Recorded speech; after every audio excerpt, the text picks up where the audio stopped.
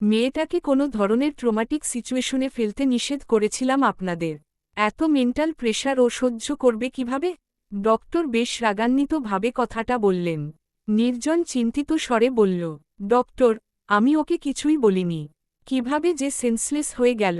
বাড়ি ফিরে দেখি আমার ঘরের ফ্লোরে পড়ে আছে।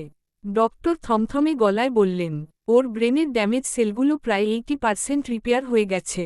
সম্পূর্ণভাবে ঠিক না হওয়া পর্যন্ত ওর কিছু মনে পড়ার আশা ছেড়ে দিন। ভবিষ্যতে মনে নাও পড়তে পারে, কিন্তু আপনারা ওকে কিছু মনে করাতে চাইলে ওর কি কি ক্ষতি হবে, সেটা মনে আছে নিশ্চয়ই। জি, ডক্টর। ব্রেইনে internally bleeding, injury, stroke to কোমায় পর্যন্ত চলে যেতে পারে। আমি সব জানি, ডক্টর। নির্জন হাতে হাত চেপে থম মেরে বসে আছে। ভেতরে ভেতরে ভেঙে গড়িয়ে গেলেও ওপর দিয়ে যথাসাধ্য শক্ত থাকার চেষ্টা করছে। ডক্টর ওর কাঁধে হাত দিয়ে নরম সুরে বললেন, I can understand your condition, young man. নিজের চোখের সামনে নিজের প্রিয়তমার এই অবস্থা সহ্য করাটা বুকে পাথর চাপা দেওয়ার চেয়েও বেশি ভয়াবহ। But you have to admit the reality, my boy. Nirjan মুখে জোরপূর্বক হাসির রেখা টেনে বলল, আমি ঠিক আছি, ডক্টর। সবটা মেনেও নিয়েছি। গুঞ্জনের যদি কিছু মনে নাও পড়ে, তবুও আমি ওকে কখনো জোর করে কিছু মনে করাব না। সত্যিটা কখনো জানাব না, কারণ সব শুনলে ওর ব্রেনে আবার চাপ পড়বে।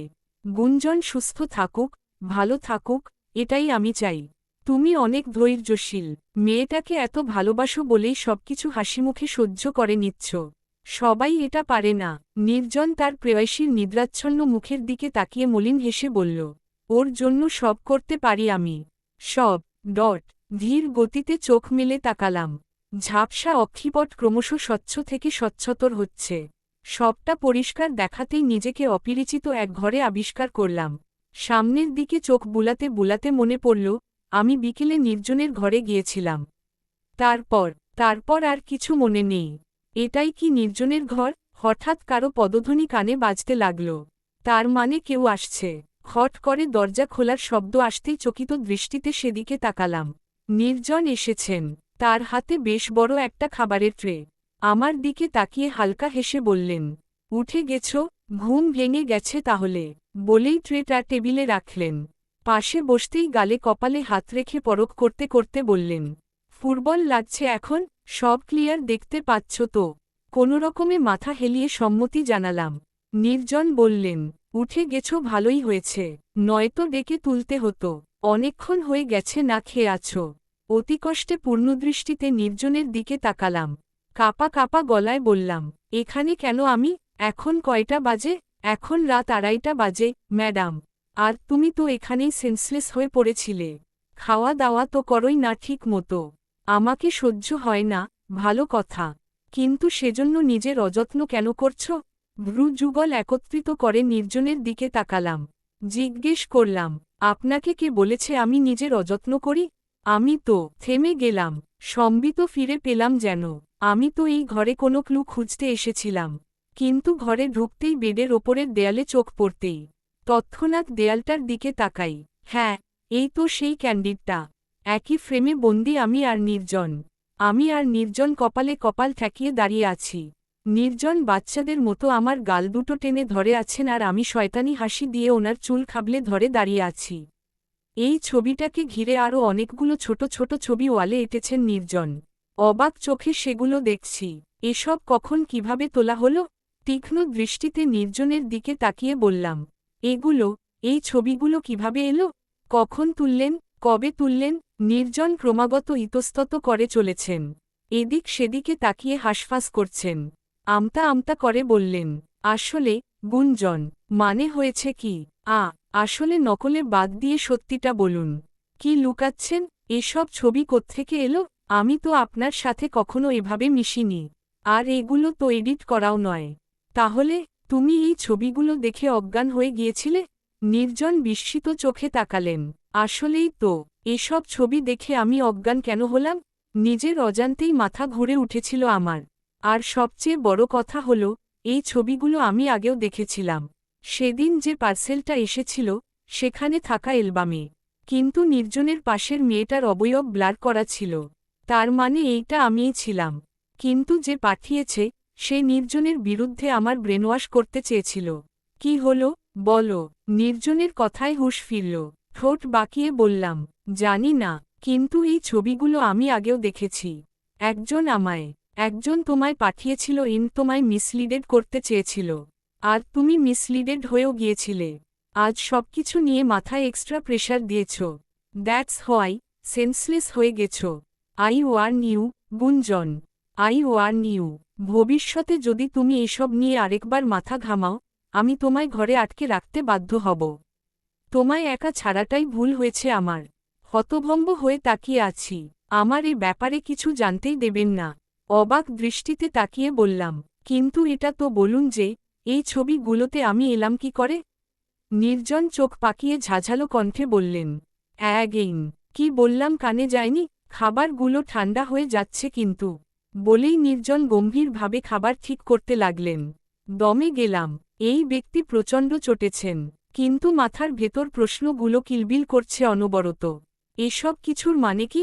চোখ খিচে বন্ধ করতেই চোখের সামনে কিছু দৃশ্য ভাসতে লাগল। সবটাই ঘোলাটে। একটা ছেলে আর একটা মেয়ে। সমুদ্রের পাড়ে ছেলেটা মেয়েটার সামনে হাঁটু ভেঙে বসে আছে। এরা কারা? মুখটা মনে করার চেষ্টা করলাম, কিন্তু হঠাৎই কানে তীক্ষ্ণ শব্দ বাজতে লাগল।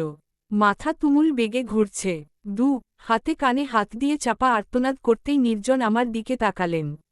কাছে এসে বললেন, কি হয়েছে? এমন করছো কেন? মাথা ব্যথা করছে? খারাপ শব্দ। এমন শব্দ সহ্য হচ্ছে না আমার। আহ! নির্জন ঘাবড়ে গিয়ে নিজের বুকে জড়িয়ে নিতেই তাকে ঝাপটে ধরলাম। মাথায় ক্রমাগত ওষ্ঠ স্পর্শ করে বলে চলেছেন, কিছু হবে না তোমার। একটু শান্ত হয়ে বসো। একদম চুপচাপ। আস্তে আস্তে দেখবে ঠিক হয়ে গেছে। নির্জনের বুকে মাথা রেখে বসে রইলাম অনেকক্ষণ। ধীরে ধীরে সবটা স্বাভাবিক হয়ে গেছে, কিন্তু এখনও উঠে বসছি না। ইচ্ছে করেই বসছি না। এই জায়গাটায় একটা পরিচিত স্বর্গসুখ পাচ্ছি। কেন যেন আসক্ত হয়ে পড়ছি ক্রমশ। হঠাৎ নির্জন বললেন, এবার কিন্তু তুমি অ্যাডভান্টেজ নিচ্ছ, গুঞ্জন। এখন তুমি ঠিক আছো, তবুও আমায় জড়িয়ে ধরে বসে আছো। থতমত খেয়ে গেলাম। উনি কিভাবে বুঝলেন? নির্জন আবার বললেন, স্বাভাবিক না হয়ে গেলে এতক্ষণ চুপচাপ বসে থাকতে না। I know. সো, উঠে বসো আর খেয়ে নাও। কথার পৃষ্ঠে বলার মতো কিছুই পেলাম না। অগত্যা না চাইতে উঠে বসতে হলো। নির্জন খাবার সাজাতেই বললেন, ঠান্ডায় হয়ে গেছে সব, গরম গরম নিয়ে এলাম। অবাক দৃষ্টিতে তাকিয়ে বললাম, এত রাতে গরম করে নিয়ে এসেছেন? সার্ভেন্ট করে দিয়েছে বুঝি? রান্না করে এনেছি। বাসি খাবার গরম করে এনে খাওয়াবো তোমায় ভাবলে কি করে? আর আমি এত জল্লাদ না যে সার্ভেন্ট দিয়ে মাঝরাতে রান্না করাবো। নিজেই রেঁধে নিয়ে এসেছি। না চাইতেও ঠোঁটের কোণে হাসি ফুটে উঠল। কেন যেন মনে ভেতর অন্য রকম একটা আনন্দের হিল্লোল বয়ে গেল। খাওয়ার পাট চুকিয়ে নির্জন বললেন, আবার বলছি গুঞ্জন, ওসব নিয়ে আর মাথা ঘামাবে না। নিজের ভালোর জন্যই অনেক সময় অনেক কিছু অজানা রাখতে হয়। কিন্তু আমি সবটা জানতে চাই। আজকে কেমন কষ্ট হলো দেখনি? জেদ ধরো না। এসব নিয়ে আর কোনো চিন্তা মাথায় আনবে না। দীর্ঘশ্বাস ফেলে মাথা হেলিয়ে নির্জনের কথায় সায় দিলাম। আজকের দিনটাই শুধু বাকি। কালই আমার নামটা নির্জনের নামের সাথে চিরকালের জন্য জুড়ে যাবে। সব তোড়জোড় শুরু হয়ে গেছে। বিয়ের ঠিক আগমুহূর্তে আমায় এখান থেকে বাসায় নিয়ে যাবে নির্জন। তার আগে না। সবটা ভাবতেই অবাকতা, আনন্দ, কষ্ট, সব মিলিয়ে একটা মিশ্র অনুভূতি কাজ করছে। একবার মনে হচ্ছে বিয়েটা আমি মানতে পারবো না, আরেকবার মনে হচ্ছে বিয়েটা না হলে সহ্যই করতে পারবো না। ভাগ্য কি এমন নির্মম খেলা খেলছে জানি না, তবে অজানা এক উৎকণ্ঠা মনের মধ্যে দানা বেঁধে চলেছে। আদৌ বিয়েটা হবে তো? সূর্যের তেজ কমে এসেছে অনেকটাই। মাঝে মাঝে দমকা বাতাস উড়িয়ে দিয়ে চলেছে জানালার সাদা পর্দাগুলো। সেদিকে আমার কোনো ভ্রুক্ষেপ নেই। জানালা ভেদ করে বাইরে তাকিয়ে আছি আর বাগানের গাছে বসা চড়ুই পাখিগুলোর কিচিরমিচির শুনছি ও দেখছি। ভাবি, তাড়াতাড়ি রেডি হয়ে নিন, সময় তো বেশি নেই। মনযোগে ব্যাঘাত ঘটল। ঘাড় ঘুরিয়ে দৃষ্টি নিক্ষেপ করতেই দেখলাম নিহাল ভাইয়া মুখে হাসি ঝুলিয়ে দাঁড়িয়ে আছে। 2 হাত ভর্তি এক গাদা শপিং ব্যাগ, তার পেছনে 3টা মেয়ে। ভ্রু কুঁচকে বললাম, আপনার হাতে ওসব কি নিহাল ভাইয়া? আপনাকে বউ সাজতেন হবে না? এগুলো আপনার শাড়ি গহনা আরও কি কি যেন। আজ তো আপনার আর ভাইয়ের বিয়ে। নিহাল ভাইয়া মুখের হাসিটা আরও সম্প্রসারিত করে বললেন কথাটা। ছেলেটা অনেক প্রাণোচ্ছল আর উৎফুল্ল থাকে সব সময়ে। এই কদিনে যতবার দেখেছি, মুখে হাসি ছাড়া একটা কথাও বলতে দেখিনি। সব সময় নির্জনের সাথে ছায়া হয়ে থাকে, অর্থাৎ নির্জনের ডান হাত বা হাত দুটোই হলেন নিহাল ভাইয়া। ঠোঁট বাঁকিয়ে হেসে বললাম, বিয়ে কোনো রিচুয়াল তো করলেন না? না হলুদ আর না মেহেদি। বিয়ের আমেজ বলতে কিছু তো ফিল হচ্ছে না। আরে ভাবি, ফিকার নট। বিয়েটা বোরিং লাগছে তো কি হয়েছে? রিসিপশনটা দেখবেন সেই লেভেলের ধুমধাম করে হবে।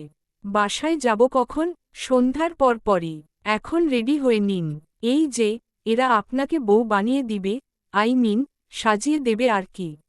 নিহাল ভাইয়ার কথা শুনে মেয়েগুলো হেসে দিল। নিহাল ভাইয়া আমার দিকে তাকিয়ে দাঁত কেলিয়ে হেসে চলে গেলেন আর সাথে সাথেই শুরু হয়ে গেল বধূ বেশ ধারণের প্রয়াস। বিকেল গড়িয়ে রাত নেমে এসেছে।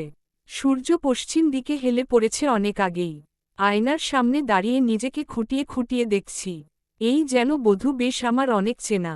লালের ওপর সোনালি কারুকার্যে শোভিত বেনারসি, মাথায় ভারী ওড়না, গা ভর্তি গহনা, মেহেদি রাঙা 2 হাত ভর্তি চুড়ি, পায়ে আলতা, মাথায় টায়রা যুক্ত টিকলি, নাকে নথ, এসবই যেন আগেও আমায় শোভিত করেছিল। হঠাৎ খট করে দরজা খোলার শব্দে ভাবনার সুতো ছিঁড়ে গেল। হালকা কেঁপে উঠে আয়নায় আমার ডান পাশে ফুটে ওঠা প্রতিবিম্বের দিকে তাকালাম। নির্জন এসেছেন। বরের সাজে অদ্ভুত রকমের সুন্দর লাগছে তাকে। আয়নার ভিতরে আমার দিকে তাকাতেই তার দৃষ্টি থেমে গেল। এক দৃষ্টিতে তাকিয়ে আছেন, ধীর গতিতে এগিয়েও আসছেন। নির্জনের দিকে ঘুরে ভীতসন্ত্রস্ত দৃষ্টিতে এদিক ওদিক তাকাচ্ছি। একদম কাছাকাছি এসে দাঁড়াতেই নির্জন ঠোঁট প্রসারিত করে হেসে বললেন, তোমায় কেমন লাগছে তা বর্ণনা করার এবিলিটি আমার নেই। যাই বলি না কেন, সবকিছুই কম পড়ে যাবে। কিন্তু এবার তোমায় অনেক অন্যরকম লাগছে। কারণটা কি জানো? আগের বার তোমার চোখে মুখে একটা আনন্দ ছিল, লজ্জাভাব ছিল। কিন্তু এবার সেসবের কিছুই নেই। আছে শুধু অস্বস্তি আর ভয়। প্রশ্নবিদ্ধ চোখে তাকালাম। আগেরবার বলতে কি বুঝালেন? এর আগেও বউ সেজেছি আমি। কিন্তু কবে? জিজ্ঞেস করতে যাব, এমন সময় উনি থামিয়ে দিলেন। ঠোঁটে আঙুল ঠেকিয়ে বললেন, হুশস, নট আ সিঙ্গেল কোয়েশ্চেন। প্রশ্ন করলে কোনো উত্তর পাব না, জানো তুমি। তবুও তোমার জানার এত কিউরিওসিটি কেন? অক্ষিদয় গোল গোল করে তাকিয়ে আছি। আমার অমন দৃষ্টির মানে হয়তো উনি কিছুটা হলেও আন্দাজ করতে পেরেছেন। ঠোঁট কামড়ে হেসে কয়েক ধাপ পিছিয়ে দূরে সরে দাঁড়ালেন।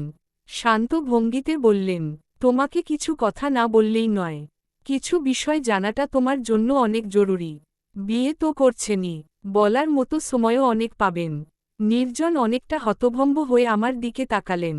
ওনার হয়তো মনে হচ্ছে, আমি বিয়ের জন্য তাড়া দিচ্ছি।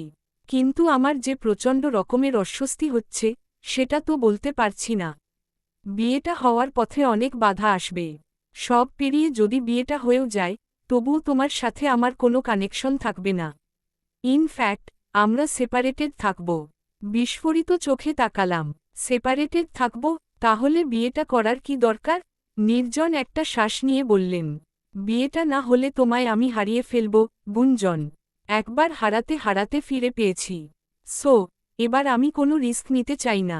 কিন্তু তুমি সেদিন বলেছিলে, আমি তোমায় নিজের চাহিদা পূরণের জন্য বিয়ে করছি। এতদিন এক বাড়িতে থেকেও তোমার থেকে যথেষ্ট দূরত্ব বজায় রেখে চলেছি। বিয়ের পরও সেভাবেই থাকব। তোমার এই ব্যাপারে কোনো চিন্তা করতে হবে না। কখনো তোমার ওপর নিজের অধিকার প্রতিষ্ঠা করতে যাব না। এক হাতে শাড়ি খামচে ধরে দাঁড়িয়ে আছি। যত ধরনের নোংরা কথা আছে, সবই বলেছি আমি এই ছেলেটাকে। তবুও তার মধ্যে আমাকে হারানোর ভয়ে ধরা গলায় বললাম, আমার জীবনটা তো প্রথম থেকেই অগোছালো। বিয়ের পর সেটাকে আরও অগোছালো করে দিতে চাইছেন। মানুষের জীবনে প্রতিটা স্টেপে ঝড় আসে, গুঞ্জন। ঝড়ের সময় দেখবে, ঝড়ো হাওয়ায় যে গাছটা হেলে পড়ে, ঝড় সেটাকে দ্রুত কাবু করে ফেলে। কিন্তু যে গাছটা বরাবরই শক্ত থাকে, সেটার ওপর ঝড় কোনো প্রভাব ফেলে না। The moral of the speech is, তোমায় সবসময় নিজেকে শক্ত রাখতে হবে। কথাগুলো সত্য। মাথা হেলিয়ে সম্মতি জানিয়ে বললাম, আজ আপনার ওয়াইফ আসবে না? আপনার জীবনের প্রথম নারী। নির্জন ঠোঁট কামড়ে হাসলেন। বললেন, আই উইশ তুমি সবটা জানতে। নিজের প্রতি নিজেরই হাসি পেত তোমার। এখন চলো, দেরি হয়ে যাচ্ছে। কথাটার মর্মার্থ বুঝতে পারলাম না। নিজের প্রতি হাসতাম। এখানে হাসির কি হল? ভাবনার মাঝেই নির্জনের কণ্ঠ নিঃসৃত কাব্যিক প্রয়াস কানে ভেসে এলো। বাড়ি ফেরার পর থেকেই সারা গায়ের সাথে আঠার মতো চিপকে আছে। বিয়েতে কাউকেই ইনভাইট করা হয়নি, শুধু সারাই একমাত্র নিমন্ত্রিত ব্যক্তি। তোকে বউ সাজে তো সেই লাগছে। আর নির্জন ভাই, তোকে দেখে কয়বার ফিট হয়েছে সেটাই জানতে ইচ্ছে করছে আমার। পূর্ণদৃষ্টিতে সারার দিকে তাকালাম। কয়েকদিন আগে আমায় নির্জনকে বিয়ে করার বিরুদ্ধে কত কি বলল, আর আজ নিজেই কত স্বাভাবিক আচরণ করছে এই বিয়ের ব্যাপারে। অবাক চোখে তাকিয়ে বললাম, তুই এ কথা বলছিস? কিন্তু দুদিন আগেও তো নির্জনকে নিয়ে আমায় কত কথা বললি। তুই তো নির্জনের মতো একটা বিবাহিত ছেলেকে বিয়ে করতে নিষেধ করেছিলি আমায়। সারা অনেকটা চুপসে গেল, আশেপাশে তাকিয়ে আমতা আমতা করতে লাগল। এমন সময় নির্জন কোত্থেকে এসে বলল, আগে ও কিছু জানত না, তাই নিষেধ করেছিল। এখন ও সব জানে, তাই স্বাভাবিক আচরণ করছে। Am I right, শ্যালিকা? সারা জোরপূর্বক হেসে মাথা নাড়াল। আমি অবাক হয়ে বললাম, মানে? অত মানে বুঝতে হবে না। কিছুক্ষণ পরেই কাজী চলে আসবেন। চুপচাপ বসো, বলেই নির্জন চলে গেল। সারাও নির্জনের পিছু পিছু কেটে পড়ল। ঘরের ভেতর একা একা বসে আছি। বেশ কিছুক্ষণ পর দরজা খোলার শব্দে চকিত দৃষ্টিতে মাথা তুলে সামনে তাকাতেই দেখলাম একটা অপরিচিত লোক ঘরে প্রবেশ করল। মুখটা রুমাল দিয়ে বাঁধা বিধায় চেনা যাচ্ছে না। তার দিকে ভীত দৃষ্টিতে তাকিয়ে বললাম, কে আপনি? লোকটা আমার মুখের ওপর কিছু একটা স্প্রে করতেই কথা শেষ হওয়ার আগেই চোখের সামনে আধার ঘনিয়ে এলো। মুহূর্তেই ঢলে পড়লাম সেই অন্ধকার রাজ্যে। চোখ খুলতেই নিজেকে একটা পরিত্যক্ত বাড়ির লিভিং রুমে আবিষ্কার করলাম। অস্পষ্ট টিমটিম আলোয় বুঝলাম এখানে আমি ব্যতীত আর কেউ নেই। সেই বধূ সাজে এখনও সজ্জিত আমি। তার মানে নির্জনের আশঙ্কাই ঠিক হল। বিয়ের পথে বাধাগুলো আমরা পেরোতে পারলাম না। কিন্তু আমাকে এখানে আনল কে? নড়াচড়ার চেষ্টা করতেই ব্যর্থ হলাম। হাত পা চেয়ারের সাথে বাঁধা। চিৎকার করতে যাব এমন সময় কেউ বলে উঠল, welcome to my world, Mrs Afran জোহাইয়ের নির্জন। কিন্তু নির্জনের বউয়ের পরিচয়টা খুব দ্রুতই মুছে দেব তোমার জীবন থেকে। You will start a new journey with a new introduction. তোমার নতুন পরিচয়, শুভ্রব আফনাদ। বিস্মিত চোখে সামনে দাঁড়ানো ব্যক্তিটার দিকে তাকালাম। সে ক্রূর হাসি দিয়ে বলল, ইয়েস, আমিই শুভ্রব। চিনতে পেরেছ নিশ্চয়ই। এটা তো সেদিন ভার্সিটিতে দেখা সেই ছেলেটা। এনার নাম শুভ্রব। ইনি আমাকে এভাবে ধরে এনেছেন কেন? আমি তো ওকে চিনি না। অবাক হয়ে বললাম, আপনি আমাকে এখানে কিডন্যাপ করে এনেছেন? শুভ্রব মুখের হাসিটা আরও প্রসারিত করে বলল, do you have any confusion? রাগ লাগছে প্রচুর। বিস্ফোরিত চোখে তাকিয়ে বললাম, কেন এনেছেন এখানে? আজ তো নির্জনের সাথে বলার আগেই শুভ্রব ডান হাত দিয়ে আমার গাল চেপে ধরল। তার মুখের হাসি মুহূর্তেই পরিবর্তিত হয়ে হিংস্রতা ফুটে উঠল। ব্যথায় কুকড়ে উঠতেই চোখ খিচে বন্ধ করে ফেললাম। শুভ্রব অগ্নিদৃষ্টিতে তাকিয়ে বলল, তুমি ভাবলে কি করে আমি বেঁচে থাকতে ওই নির্জনের সাথে তোমার বিয়ে হতে দেব? একবার গোপনে বিয়েটা হয়েছিল বলে কিছু করতে পারিনি। এবারও গোপনে হলেও সবটা আমি জানতাম। তাই তোমার আর নির্জনের মিলনে জীবনে আমি হতে দেব না। শুভ্রব সামনে থেকে সরে গেল। হতভম্ব হয়ে বললাম, গোপনে বিয়ে হয়েছিল মানে? কার বিয়ে হয়েছিল? কি সব আজেবাজে কথা বলছেন আপনি? আমার এহেন কথায় শুভ্রব যেন গর্জে উঠল। রাগে গোজগোজ করতে করতে বলল, নাটক করছো আমার সাথে? যতই অ্যাক্টিং করো না কেন, তোমাকে আমি ছাড়ছি না। আর এত অকওয়ার্ড প্রশ্ন করে আমার রাগ বাড়াচ্ছ কেন? এমন বিহব করছো যেন আমায় কখনো দেখোইনি। আমায় চেনো না তুমি? ডানে বামে মাথা নাড়িয়ে বললাম, আপনাকে আমি সত্যিই চিনি না। কখনো দেখেছি বলে মনে পড়ছে না। Again drama. নির্জনকে এত ভালো করে মনে রেখেছ আর আমাকে ভুলে গেছ। ঠাট্টা করছো আমার সাথে? 3 বছর আগে যখন তোমায় ভালোবাসি বলেছিলাম, তখন নির্জনের জন্য তুমি আমায় রিজেক্ট করে দিয়েছিলে। ভুলে গেছ? তুমি বলেছিলে নির্জনের সাথে তোমার পারিবারিকভাবে বিয়ে হয়ে গেছে। তুমি বিবাহিত। মাথার ওপর যেন আকাশ ভেঙে পড়ল। 3 বছর আগে নির্জনের সাথে আমার বিয়ে হয়েছিল। শুভ্রব আমায় প্রপোজ করেছিল। তার মানে সেই বিয়েটা আমার আর নির্জনের মধ্যে হয়েছিল। আর আমি এতদিন বোকার মতো ওকে কষ্ট দিয়ে এসেছি। নির্জন এজন্যই প্রথম থেকেই আমায় বউ বলে সম্বোধন করত। আমাকে উনি আগে থেকে চিনত। হয়তো শুভ্রবের কথাই সত্যি, নয়তো নির্জনের ঘরের ওইসব ছবির মানে কি? কিন্তু কিভাবে কি হয়েছে আমার কিছু মনে পড়ছে না কেন? শুভ্রব এগিয়ে এসে দিকে খানিকটা ঝুঁকে দাঁড়াল, অনেকটা শান্ত গলায় বলল, তুমি জানো সেদিন আমার মনের অবস্থা কি হয়েছিল? বারবার মনে হচ্ছিল আমারই প্রাণের বন্ধু আমারই প্রাণভোমরাটাকে কেড়ে নিল। কিভাবে পারল ও এত স্বার্থপর হতে? শুভ্রবের কণ্ঠে আকুতি, কথা শুনেই বোঝা যাচ্ছে মনের ভেতর কষ্টের পাহাড় জমিয়ে রেখেছে। কিন্তু আমার মাথায় যে এসব কথা কিছুই ঢুকছে না, কিছুই উপলব্ধি করতে পারছি না আমি। শুভ্রব পিছিয়ে গেল, উল্টো ঘুরে হাত দিয়ে চোখ চেপে ধরল, চোখের জল আড়াল করছেন। শুভ্রব কাঁদছে। বাবা সবসময় বলতেন ছেলেদের মন পাথর দিয়ে তৈরি করে নিতে হয়। মেয়েরা যেমন একটু কষ্টেই ফ্যাচফ্যাচ করে কাঁদতে থাকে, ছেলেরা তেমনটা পারে না। ছেলেদের কাদার অধিকারটাই নাকি সীমিত। শুভ্রব ভাঙা গলায় বলল, তোমায় সবটা খুলে বলবো। কিছু হয়তো তুমি জানো, কিন্তু অনেক কিছুই জানো না। তোমায় জানতে হবে। শুনবে, আমি যে কিছুই জানি না সেটা তো আর শুভ্রব জানে না।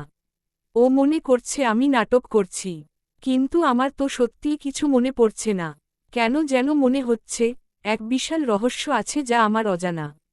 কিন্তু আমি তো জানতে চাই, আমায় জানতে হবেই। মাথা নাড়িয়ে সম্মতি জানাতেই শুভ্রব বলা শুরু করল, আমি আর নির্জন সেই স্কুল লাইফ থেকেই বেস্ট ফ্রেন্ড ছিলাম। সেইম ক্লাসে পড়লেও নির্জন আমার থেকে ৩-৪ মাসের বড় ছিল। তবুও আমাদের মধ্যে অনেক গভীর সম্পর্ক ছিল। কিন্তু আমরা শুধু একে অপরকেই চিনতাম। পারিবারিকভাবে কোনো চেনা জানা ছিল না। সবকিছু ভালোই চলছিল। কিন্তু এইচএসসি পরীক্ষার পর আমার ড্যাড আমাকে না জানিয়েই ইউকেতে স্কলারশিপের জন্য অ্যাপ্লাই করে বসেন। কিন্তু সেজন্য আমায় একটা পরীক্ষায় বসতে হবে। আমি এটা শুনতাই না বলে দেই। একে তো নির্জনকে ছাড়া বাইরের দেশে যাওয়া আমার দ্বারা সম্ভব নয়। তার ওপর আমি অত ভালো স্টুডেন্টও ছিলাম না। নির্জনকে জানাতেই ও আমায় অনেক বুঝিয়েছিল। পড়াশোনা, ক্যারিয়ার এসব গড়তে হলে স্যাক্রিফাইস করতে হবেই। ওর কথায় রাজি হয়েছিলাম। নির্জনকেও আমার সাথে যেতে বলেছিলাম। কিন্তু ও রাজি হল না। ও নাকি দেশেই কিছু একটা করতে চায়। পলিটিক্স ওর কাছে একটা প্যাশন ছিল। আর স্টুডেন্ট লাইফ থেকেই সেটা শুরু করতে চায়। তাই দেশ ছাড়া সম্ভব নয়। আমি অনেক বললেও শোনেনি। কিন্তু ও আমায় পড়াশোনায় অনেক সাহায্য করেছিল। ওর জন্যই আমি স্কলারশিপটা পেয়েছিলাম। আমি এর জন্য ওর কাছে ঋণী।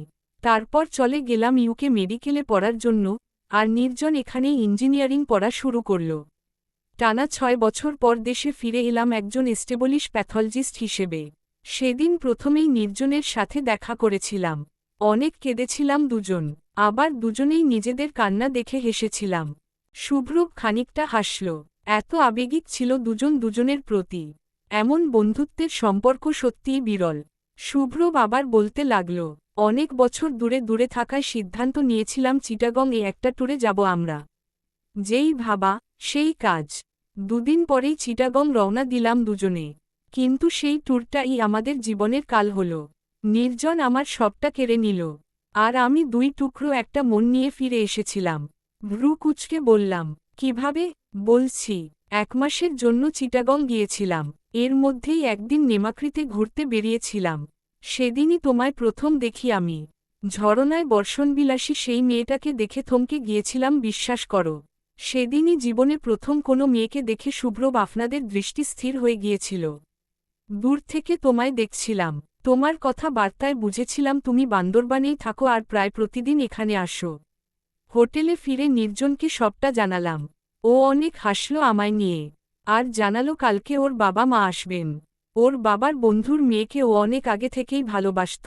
তার সাথে নির্জনের ঘরোয়াভাবেই রেজিস্ট্রি করে বিয়ে হবে কাল। বিয়েতে আমি যাইনি, কারণ আমায় যে আমার সেই বর্ষণবিলাসীর কাছে যেতে হবে। কিন্তু সেদিন সে এলো না। টানা 3 দিন পর তার দেখা মিলল। দেখার সাথে সাথেই তার সামনে গিয়ে প্রেম নিবেদন করেছিলাম। কিন্তু সে বলল তার বিয়ে হয়ে গেছে। কষ্টদায়ক হলেও মেনে নিয়েছিলাম। এরকমটা হওয়া অস্বাভাবিক নয়। কিন্তু সন্ধ্যায় হোটেলে রওনা হওয়ার সময় সমুদ্র তীরে আমার সেই বর্ষণবিলাসীকে দেখলাম। একা নয়, আমারই প্রাণপ্রিয় বন্ধুর সাথে। নির্জন তার সামনে হাঁটু মুড়ে বসে 2 হাত ভর্তি ঝিনুক ও কড়ি দিয়ে প্রেম নিবেদন করছিল। সেও হাসিমুখে সেগুলো নিল। নির্জন উঠে দাঁড়াতেই ওকে জড়িয়ে ধরল। সেই মেয়েটা তুমি ছিলে, গুঞ্জন। চকিত দৃষ্টিতে তাকালাম। আমি ছিলাম? আমি কিভাবে ছিলাম? মাথায় প্রেসার দিলাম। মনে করার চেষ্টা করলাম। চোখের সামনে ধীরে ধীরে ভেসে উঠছে সবটা। হ্যাঁ, মনে পড়ছে আমার। নির্জনের সাথে আমার বিয়ে, কাটানো মুহূর্তগুলো স্মৃতির পটে ভেসে উঠছে। শুভ্রব সত্যি বলছে। শুভ্রব আবার বলল, যা বোঝার, বুঝে গিয়েছিলাম। দূর থেকে সেই দৃশ্য দেখে ভেতরে তুমুল ঝড় উঠে গিয়েছিল। নিজের কষ্টগুলো যদি ভেতর থেকে বের করে আনতে পারতাম, তাহলে হয়তো সেটা ওই সমুদ্রের পানির পরিমাণকেও হার মানাত। কিন্তু তবুও নিজের মনের সাথে যুদ্ধ করে সবটা মেনে নিয়েছিলাম। নির্জনের সুখের মাঝে বাধা হয়ে দাঁড়াতে চাইনি। দুদিন পর ড্যাড ফোন দিয়েছিল। কেমন আছো জিজ্ঞেস করতেই বাচ্চাদের মতো কেঁদেছিলাম। একটা কথাও বলতে পারিনি। ড্যাড আর মমো দুজনেই সেদিন রাতেই সব ফেলে চিটাগং এর উদ্দেশ্যে রওয়ানা দেয়। সেদিন রাতে নির্জনও তোমায় নিয়ে লং ড্রাইভে বেরিয়েছিল। কিন্তু চিটাগং টাউনে ক্রস করে নিরিবিলি রাস্তায় আসতেই তোমাদের গাড়ির সাথে ড্যাড আর মমের গাড়ির মুখোমুখি সংঘর্ষ হয়। মমের স্পট ডেথ হয়, কিন্তু ড্যাড নিখোঁজ হয়ে যায়। ভেবে নিয়েছিলাম, পাশের খাদে হয়তো ড্যাড পড়ে গিয়েছিল। নির্জনের তেমন একটা ক্ষতি হয়নি। কিন্তু তুমি নাকি অনেক ইনজিউর্ড হয়েছিলে। নিঃস্ব হয়ে গিয়েছিলাম সেদিন। বাবা, মা, ভালোবাসা সবকিছু কেড়ে নিয়েছিল নির্জন আমার থেকে। ড্যাডকে পরে ফিরে পেয়েছি, তবে মমকে তো চিরতরে হারিয়ে ফেললাম। সায়ন্তী আপি বলেছে, নির্জন নাকি ইচ্ছে করে ড্যাডকে মেরেছে। সায়ন্তী আপির কথার সত্যতা পড়ে বুঝতে পেরেছিলাম। তোমার বর একজন খুনি। Yes, he is a murderer. বিস্ফোরিত চোখে তাকালাম। মাথা ভনভন করে ঘুরছে ইতোমধ্যেই। তার ওপর এই কথা শুনে সারা শরীর যেন অসাড় হয়ে আসছে। নির্জন খুনি, কম্পিত কণ্ঠে বললাম। মিথ্যে, সব মিথ্যে। নির্জন কাউকে অন্যায়ভাবে মারতে পারে না। আপনি মিথ্যে বলছেন। শুভ্রব দূরে দাঁড়িয়েই হুঙ্কার ছেড়ে বলল, পারে ও, সব করতে পারে। What the hell did you mean by মিথ্যে বলছেন? মিথ্যে বলে আমার লাভ কি? এমন সময় একটা মেয়ে মেইনডোর দিয়ে ভেতরে প্রবেশ করল। শুভ্রবের আর মেয়েটার গেটআপ একদম same. White T shirt, black jeans আর ব্ল্যাক লেদারের জ্যাকেট। মেয়েটা ভেতরে প্রবেশ করে এগিয়ে আসতে আসতে বলল, কাম ডাউন, ব্রো। এনেই মেয়েটার ওপর চেঁচামেচি শুরু করে দিয়েছিস। শুভ্রব দাঁতে দাঁত চেপে বলল, ও কি বলেছে জানিস? ও বলছে নির্জন নাকি কাউকে মার্ডার করতে পারে না। এত বিশ্বাস, এত ভালোবাসা, কিভাবে সহ্য করছি শুধু আমি জানি, আপি। তার মানে এটাই শুভ্রবের বোন, যাকে এতক্ষণ ও সায়ন্তী আপি বলছিল। সায়ন্তী আমার দিকে বাঁকা হেসে তাকাল। চোখের সামনে থেকে চুলগুলো সরিয়ে দিতে দিতে বলল, নির্জনই মেরেছে আমাদের মমকে। ড্যাড তো ভাগ্যক্রমে বেঁচে গেছে। তবু নির্জনের উদ্দেশ্য ছিল ড্যাডকে মেরে ফেলা। সেটা বুঝেছিলাম যখন ড্যাডের মৃত্যু নিশ্চিত হতেই নির্জন পলিটিক্সে তার জায়গাটা দখল করে নিয়েছিল। নিজে ক্ষমতা লাভের স্বার্থেই নির্জন আমাদের বাবা মাকে খুন করেছিল। কি বলছে এসব এরা? নির্জন ক্ষমতার লোভে মানুষ খুন করবে? অসম্ভব। একবার নির্জনকে ভুল বুঝে অনেক কষ্ট দিয়েছি। এবার আর সেই একই ভুল করতে চাই না আমি।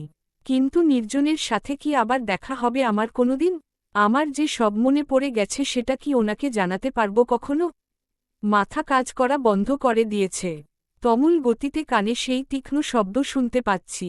ভয়াবহ যন্ত্রণা শুরু হয়ে গেছে মাথায়। চোখের সামনে সবকিছুই ঝাপসা লাগছে। শুভ্র প্রচণ্ড ক্রোধে ফোঁসফোঁস করছিল। এক পর্যায়ে আমার দিকে নজর যেতেই অবাক হয়ে গেল।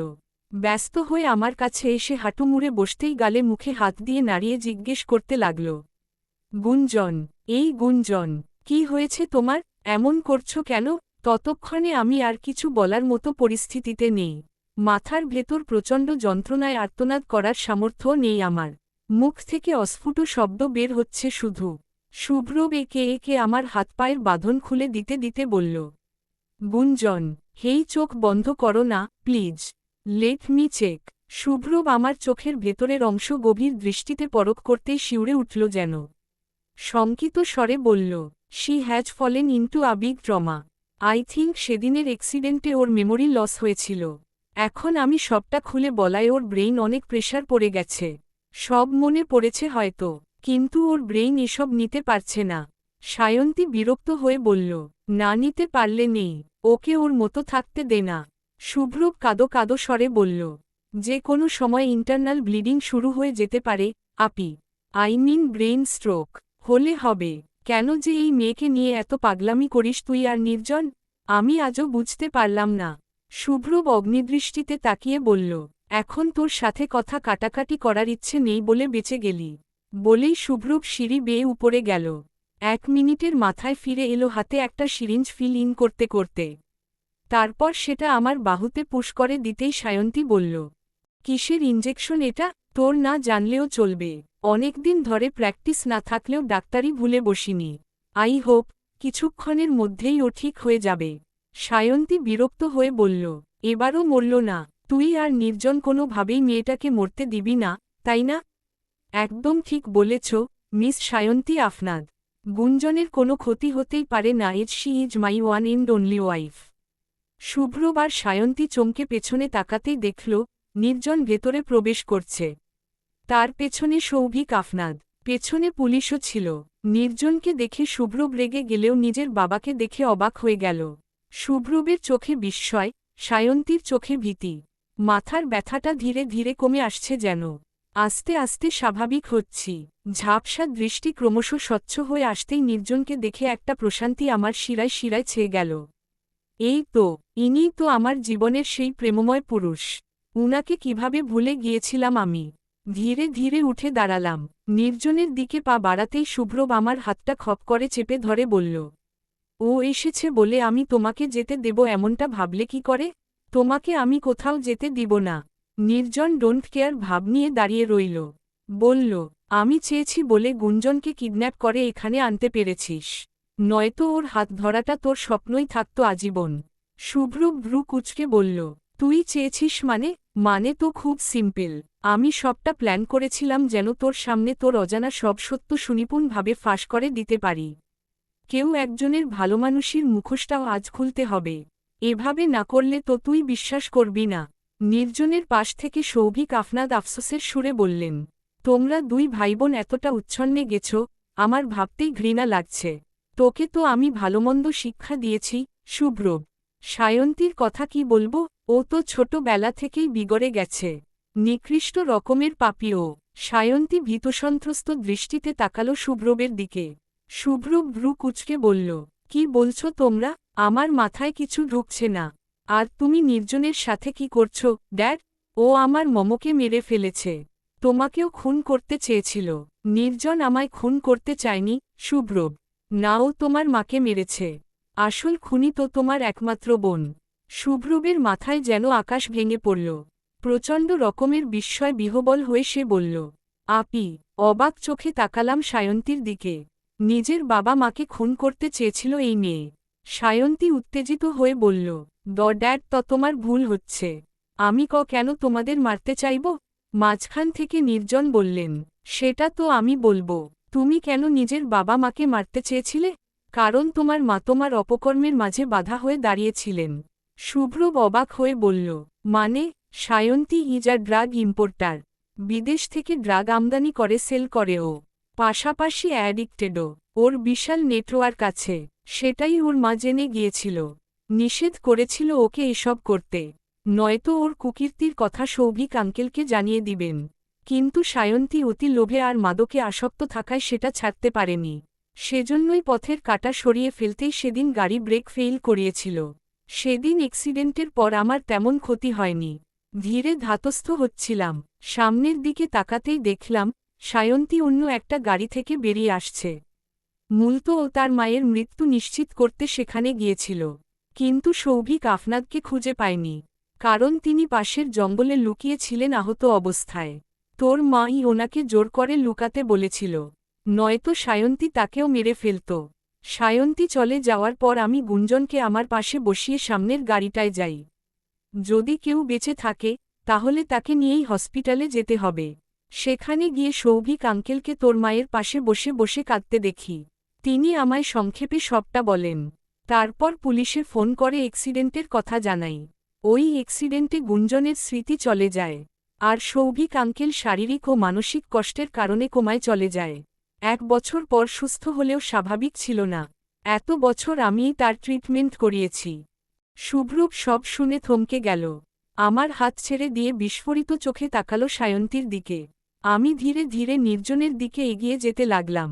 সায়ন্তী চোখ মুখ শক্ত করে তাকিয়ে আছে। শুভ্রূপ ক্রোধান্বিত স্বরে বলল, তুই এত নীচ, নিজের দোষটা নির্জনের ওপর চাপিয়ে দিয়েছিস। তুই আমার মাকে মেরে ফেলেছিস, আমাদের বন্ধুত্ব নষ্ট করেছিস, একটা জঘন্য ব্যবসায় নেমেছিস। এত জঘন্য তুই? সায়ন্তী রাগী গলায় বলল, হ্যাঁ, করেছি। বাবা মায়ের পর তোকে নিঃস্ব করে দিতে চেয়েছিলাম। ভাগ্যের চোটে অ্যাক্সিডেন্টটা নির্জনের সাথে হয়েছিল, আমার আর এক্সট্রা প্ল্যান করতে হয়নি। আর এই মেয়েটার সাথে তোকে বিয়ে দিয়ে দেশ থেকে বিদায় করে দিতে চেয়েছিলাম। তাহলে আমার জীবনে আর কোনো বাধা থাকত না। নির্জন বলল, এজন্যই গুঞ্জনের কাছে একটা অ্যালবাম পাঠিয়েছিল যেন ও আমাকে ভুল বুঝে। হ্যাঁ, এতে ওর মনে তোমার প্রতি ঘৃণা সৃষ্টি করতে চেয়েছিলাম। আমি জানতাম ওর আগের কিছু মনে নেই, কিন্তু শুভ্রূপ জানত না, সব দোষ এই মেয়েটার। ও যেদিন থেকে আমার খেলায় জড়িয়েছে, সেদিন থেকেই নির্জন এসে জুটেছে। ওর জন্য আমার সব ধ্বংস হয়ে গেল আজ। ওকে আমি বাঁচতে দেব না। কারো কিছু বুঝে ওঠার আগেই সায়ন্তী নিজের পকেট থেকে রিভলভার বের করে আমার দিকে তাক করে ট্রিগারে আঙুল চাপ দিল। সাথে সাথেই নির্জন আমায় ধাক্কা মেরে সরিয়ে দিতেই ফ্লোরে পড়ে গেলাম। গুলির আওয়াজ কানে ভেসে এলো। মুহূর্তেই শুভ্রবের কণ্ঠ শুনতে পেলাম, নির্জন নন। ঘাড় ঘুরিয়ে দেখলাম, নির্জন মাথা চেপে ধরে মাটিতে লুটিয়ে পড়লেন। ওনার কপালের ডান সাইডে গুলি লেগেছে, ফিনকি দিয়ে রক্ত পড়ছে সেখান থেকে। আমার পুরো পৃথিবীটাই থমকে গেল যেন। সায়ন্তীকে পুলিশ এসে ঘিরে ফেলল। শুভ্রূপ নির্জনের কাছে এসে বসে ওর মাথাটা নিজের কোলে রাখল। বাচ্চাদের মতো শব্দ করে কেঁদে দিল শুভ্রূপ। নির্জন, এটা কি করলি তুই, দোস্ত? এটা কেন করলি? তোকে ছাড়া কিভাবে থাকবো আমি? এত দিন ভুল ছিলাম আমি। আমাকে তো মাফ চাইতেও দিলি না। আর মেরে ফেল আমায়, প্লিজ মেরে ফেল। নির্জন ব্যথায় কুকড়ে উঠতেই একটু হাসল। শূন্য দৃষ্টিতে তাকিয়ে আছি, পাথর হয়ে গেছি যেন। অস্ফুট স্বরে বললাম, এমনটা কেন হলো? আমার সাথে কি তোমার নামটা কখনোই পুরোপুরি জুড়বে না, নির্জন?